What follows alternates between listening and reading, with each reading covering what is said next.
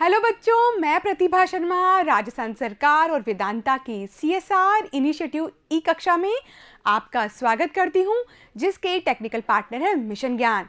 तो बच्चों, chapter number 24 जिसका नाम है राजस्थान के खनिज व उद्योग, हमने पूरा फिनिश कर लिया है और आज इस वीडियो के अंतर्गत हम हल करने वाले हैं इसके क्वेश्चंस को। ठीक है बच्चों, तो उठा लेंगे आप अपना पेन, नोटबुक और बुक और मेरे साथ में हल करते रहेंगे।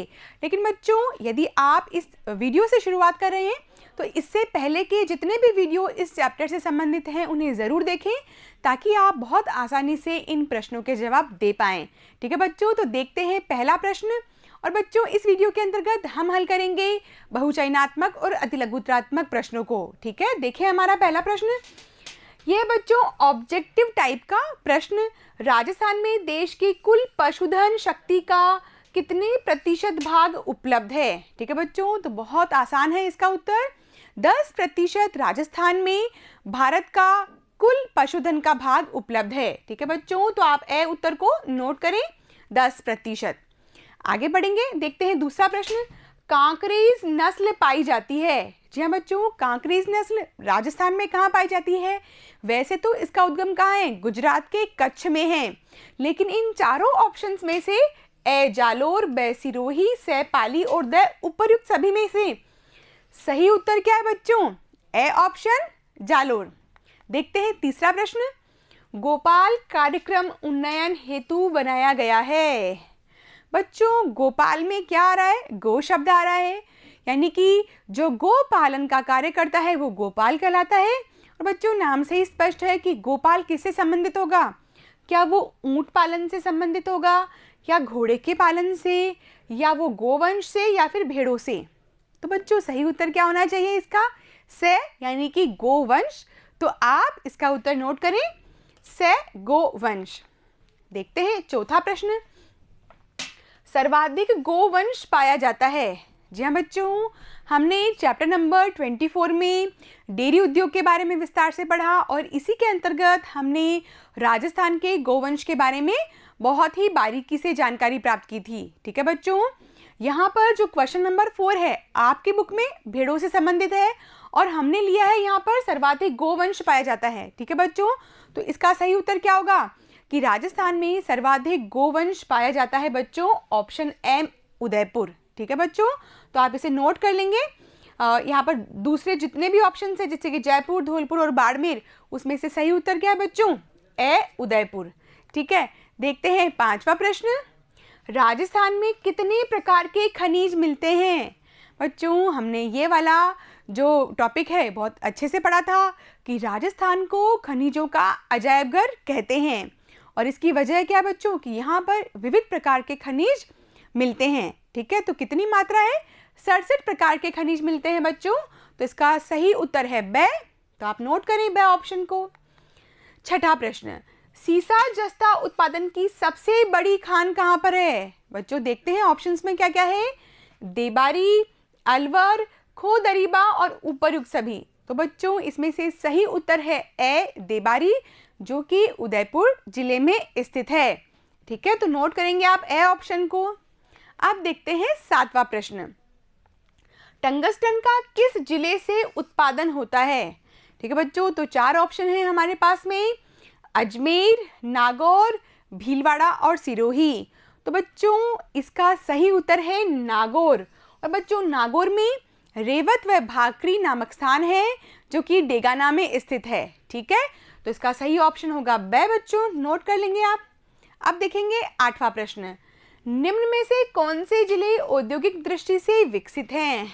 तो बच्चों, ऑप्शन में क्या क्या लिखे हुए हैं? जयपुर, कोटा और गंगानगर। तो तीनों के जो तीनों जिले हैं ये औद्योगिक विकास की दृष्टि से बहुत महत्वपूर्ण है। तो आपका सही उत्तर क्या होगा बच्चों? उपर्युक्त सभी, यानी कि ऑप्शन द। ठीक है, अब देखते हैं बच्चों 9वां प्रश्न कि राजस्थान की सर्वप्रथम सूती वस्त्र मिल कहां पर स्थापित हुई थी? तो बच्चों, आप भी पाठ्य पुस्तक में इस प्रकार से इस अधूरे क्वेश्चन को पूरा करें कि राजस्थान की सर्वप्रथम सूती वस्त्र मिल कहां पर स्थापित हुई थी। तो इसका सही जवाब क्या है? ब्यावर। ठीक है ना बच्चों, तो ब्यावर में सेठ दामोदर दास व्यास ने दी कृष्णा मिल्स की स्थापना की थी। ठीक है ना, तो ऑप्शन ए सही होगा। अगला प्रश्न है प्रश्न संख्या 10, कृष्णा मिल्स स्थित है, ठीक है ना बच्चों, तो ये भी क्वेश्चन नंबर 9 से ही रिलेटेड है और इसका सही उत्तर क्या होगा बच्चों, अजमेर, जयपुर, ब्यावर या भीलवाड़ा, तो सही उत्तर होगा से ब्यावर। अब देखते बच्चों 11वां प्रश्न, और 11वां प्रश्न है अति लघुत्तरात्मक प्रश्न का, ठीक है। टंगस्टन किस अयस्क से प्राप्त होता है, ठीक है बच्चों, टंगस्टन राजस्थान में सर्वाधिक मिलता है नागौर जिले में, ठीक है, डेगाना के अंतर्गत रेवत व भाकरी नामक स्थानों पर।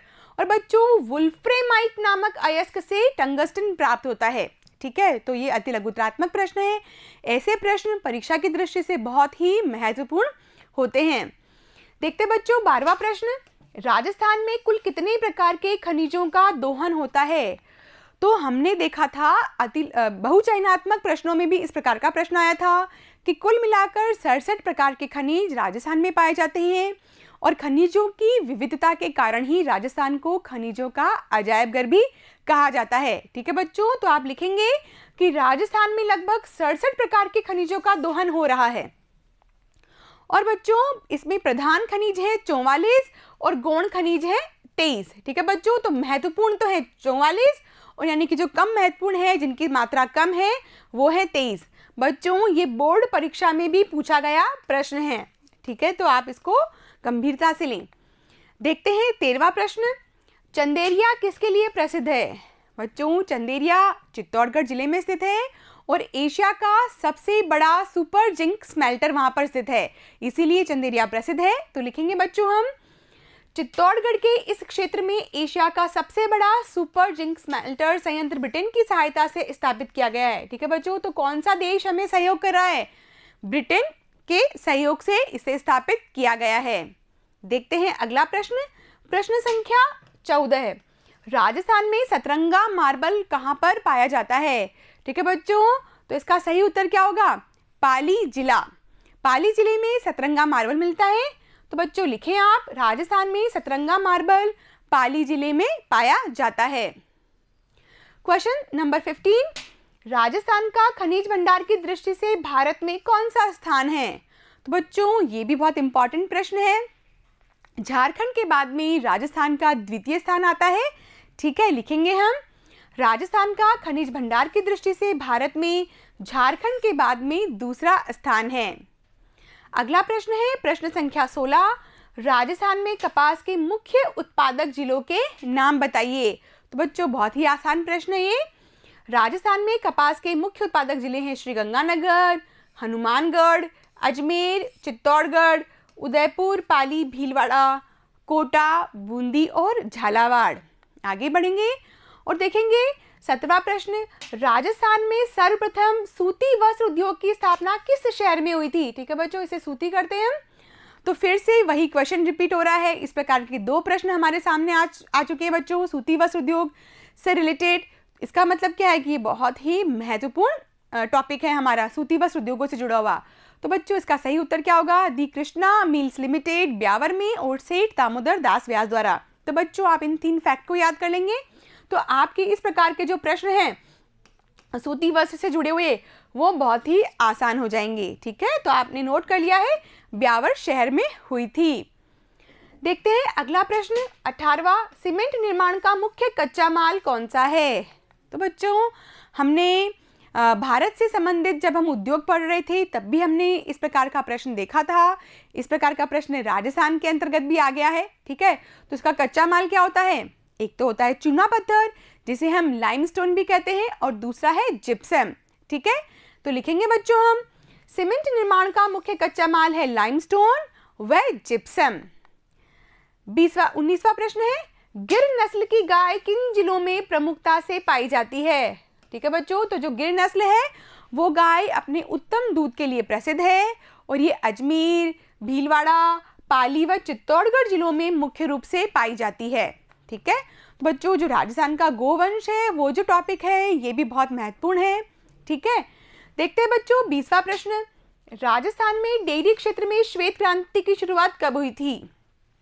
तो बच्चों संपूर्ण भारत में दूध की कमी थी और हमें दूध की कमी को पूरा करना था, इसीलिए बच्चों ऑपरेशन फ्लड चलाया और इस ऑपरेशन के जो जनक थे वो थे डॉक्टर वर्गीस कुरियन। ठीक है बच्चों, केरल के रहने वाले थे और उन्होंने पूरे के पूरे देश में इस प्रकार से एक श्वेत क्रांति कर दी थी, जिसे हम ऑपरेशन फ्लड के नाम से भी जानते हैं।